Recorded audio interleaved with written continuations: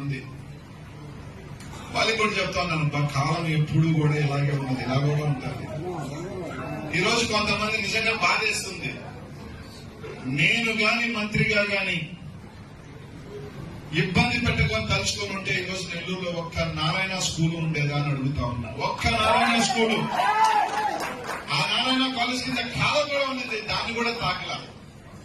కానీ ఈరోజు నాకు సంబంధించిన ఎవరైనా పిల్లకాయలు పాపం బారులో ఉంటే బారులో నుంచి వచ్చేయాలని ఏమన్నా అంటే కేసులు పెడతాం. ఏమవుతారబ్బా కేసులు? ఒక్కసారి గుర్తుపెట్టుకోండి.